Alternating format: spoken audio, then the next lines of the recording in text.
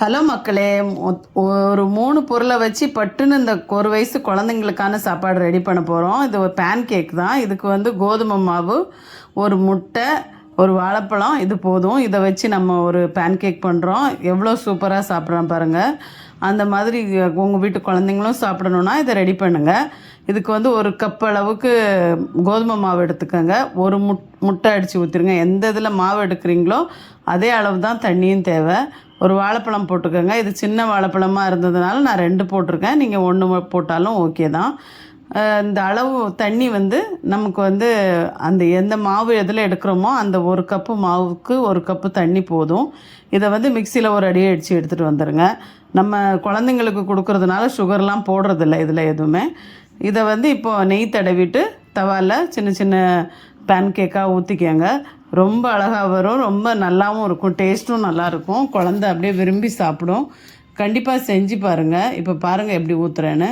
ஒரு சின்ன கரண்டி வச்சுக்கோங்க. அதை வச்சு சும்மா ஒரு கரண்டி அப்படியே ஊற்றிட்டு நம்ம அதை பெருசாக பண்ணி விட வேண்டாம். அப்படியே ஊற்றி மட்டும் விட்ருங்க. அந்த அளவு போதும். அதிலே அது வெந்துடும். அந்த அளவுக்கு சின்ன சின்னதாக ஊற்றினா போதும். அது பார்க்கவும் அழகாக இருக்கும், குழந்தைங்களும் விரும்பி சாப்பிடும்.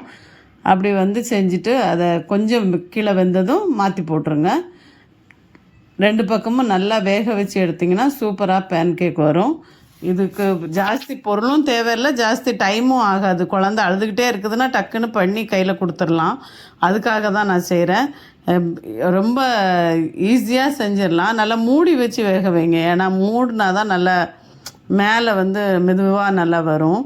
அதுக்காக தான் மூடுறது. பாருங்கள், இப்போ கீழே வெந்துருச்சு. ஒரு பக்கம் வெந்ததுக்கப்புறமா பரட்டி விடுங்க. அப்போ அடுத்த டைம் நீங்கள் அதை திருப்பி போட வேண்டாம். எவ்வளோ கரெக்டாக வந்திருக்கு பாருங்கள்.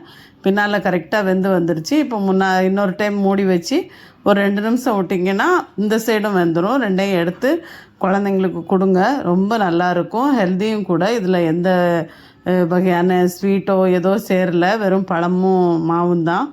ரொம்ப நல்லாயிருக்கும். எந்த இடைஞ்சலும் பண்ணாது. குழந்தைக்கும் வயிற்றுல எந்த பிரச்சனையும் வராது, நல்லாவே சாப்பிடும். அதனால் இப்போ மூடி வச்சாச்சு, முடிஞ்சுது, வெந்துருச்சு. இப்போ திருப்பி பாருங்க, திறந்து பார்த்து இப்போ எடுத்துடலாம். அவ்வளோதான், வந்துருச்சு. எடுத்து குழந்தைங்களுக்கு கொடுங்க.